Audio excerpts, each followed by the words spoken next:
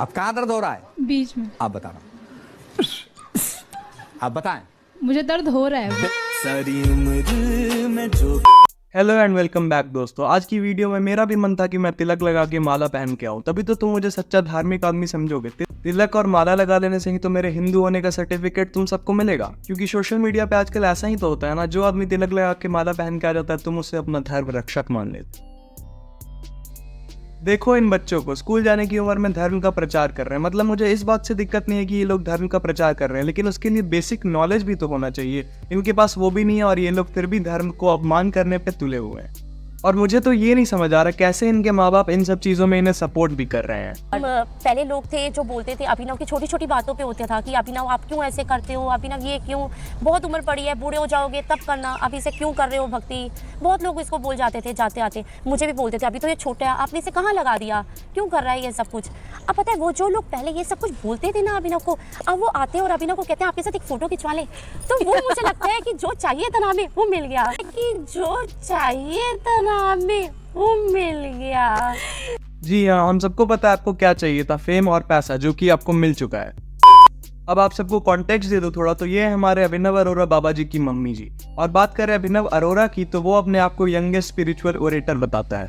लेकिन भाई ओरेटर तो बस मंत्र पढ़ने वाले को बोलते हैं ना, ये आशीर्वाद तो ऐसे देता है जैसे खुद कोई साक्षात भगवान प्रकट हो गए हो।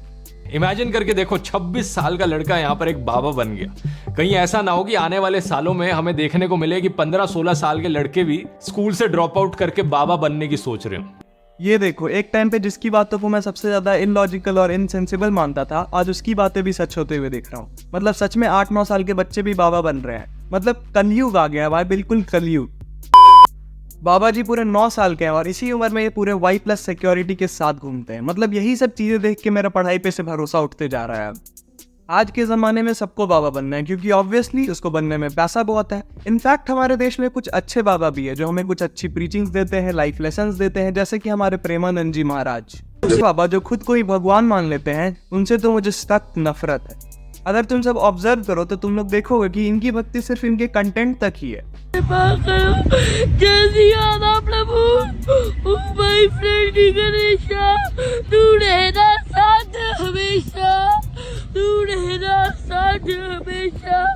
हाँ भाई चल, बहुत हो गई ओवर एक्टिंग, चल निकल अब।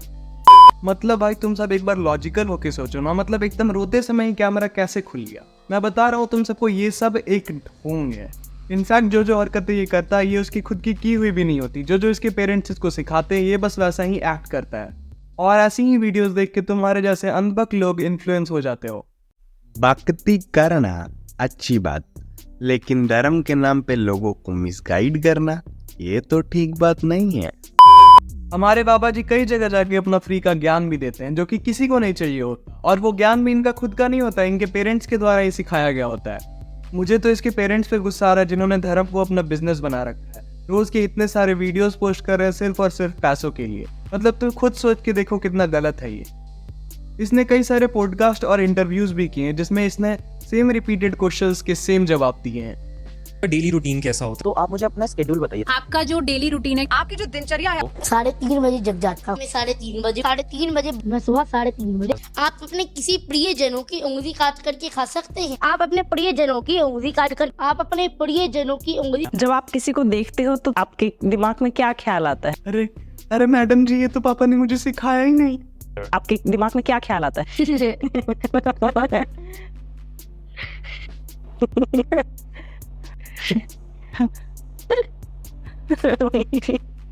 बताइए। ये तो आउट ऑफ सिलेबस है। कैसे पता चला आपको क्या पर विशेष कृपा है? कि राधा रानी ने मुझे अपना भक्त बनाया। पर कैसे पता चला? देखिए ठाकुर जी तो मेरे भाई हैं। ये तो आउट ऑफ सिलेबस। देखो कैसे फंस गया ये एक क्वेश्चन में जिसके बारे में इसे कोई इन्फॉर्मेशन ही ना मिली हो अपने पेरेंट्स की तरफ से। कई बार तो ये अपनी वीडियोस में मिस इन्फॉर्मेशन भी फैला देता है, जिसके आंसर इसको पता नहीं होते, उसके अनसेंड जवाब दे देता है। और इस वीडियो के बारे में सम्राट भाई ने अपनी वीडियो में बहुत अच्छे से समझाया, तो ये देखो मैं क्लिप डाल देता हूँ यहाँ पे। तो है गोवर्धन में राधा कुंड का बहुत विशेष महत्व है। एक राक्षस ठाकुर जी से युद्ध करने आया था, ठाकुर जी को मारने आया था, तो वो गाय के गैया की भेष में आया था। तो अब ठाकुर जी ने उनका वध कर दिया था। तो अब ठाकुर जी को गो हत्या का पाप लग गया। तो राधा रानी और उनकी सब सखा कहते हैं हम तुमसे बात नहीं करेंगी, हम तुम्हारे साथ नहीं खेलेंगी, तुमने गो हत्या की है, तुम्हें गो हत्या का पाप लगा है। तो ठाकुर जी ने राधा कुंड प्रकट किया, उसमें सभी तीर्थों का आवाहन किया और उसमें स्नान किया, तो वो गो हत्या के पाप से मुक्त हो गए। तो गाइस सुनिए आप लोगों ने कहानी, अब आप मुझे जवाब दो। ये बच्चा तो मथुरा में ही रहता है, मथुरा में रहकर कंटेंट ज्यादातर बनाता है, तो क्या इसको वहाँ के बारे में कुछ नहीं पता होगा? डेफिनेटली पता होगा, लेकिन आंसर है इसको नहीं पता। मैं मथुरा में नहीं रहता, मैं साल में सिर्फ एक बार जाता हूँ गिरिराज जी की परिक्रमा करने, मैं नहीं रहता, लेकिन उसके बाद भी मुझे पता है कि कृष्ण कुंड क्या है और राधा कुंड क्या है। चलिए मेरी बात हटाइए, मैं तो इसको क्रिटिसाइज कर रहा हूँ, तो हो सकता है कि मैं गलत हूँ। देव के नंदन ठाकुर जी से सुन लो, उसके बाद आपको क्लियर हो जाएगा कि इसको कितना पता है। राधा कुंड सर्वेश्वरी राधा रानी ने अपने हाथ के कंगन से उसका निर्माण किया, अपने हाथों से राधा रानी ने राधा कुंड। और कृष्ण कुंड जो है वो भगवान श्री कृष्ण की बांसुरी से उसका निर्माण हुआ है। तो दोनों ही जो कुंड हैं वो प्रत्यक्ष हैं। तो ठाकुर जी ने राधा कुंड प्रकट किया। कृष्ण कुंड की कहानी को ये राधा कुंड वाली कहानी बता रहा है, और अब आप समझ सकते हैं कि इसको कितना पता है और क्या। देखा, जिसको तुम अपना धर्म रक्षक समझते थे वो धर्म भक्षक वाली काम कर रहा है। मतलब मिस इन्फॉर्मेशन फैलाना कितनी गलत बात है अपने धर्म के बारे में। मेरी हाथ जोड़ के विनती है आप सबसे कि प्लीज इन जैसे बाबाओं से दूर रहो। मतलब इसकी एज ही क्या है भाई अभी लोगों को एडवाइस देने की। अगर तुम सब थोड़ा लॉजिकल होके सोचो तो तुम खुद सोचो ना यार, हमारे धर्म में 4 वेद है, 18 पुराण है, रामचरितमानस, भगवत गीता। मतलब इन सारी चीजों को इसके सामने रख दिया जाए तो 9 साल तो बस इसे पढ़ने में लग जाएंगे, और 9 साल की उम्र में ये लोगों को ज्ञान दे रहा है। रात में बेड पे मूतने की आदत अभी इसकी गई नहीं होगी, लेकिन फिर भी ज्ञान देना जरूरी है भाई, भले डायपर पहन के देना पड़े। फ्री का धनिया और पापड़ी लेना अच्छी बात, लेकिन पैंट में मूतने वाले बाबा से बकवास ज्ञान लेना ये तो ठीक बात नहीं है।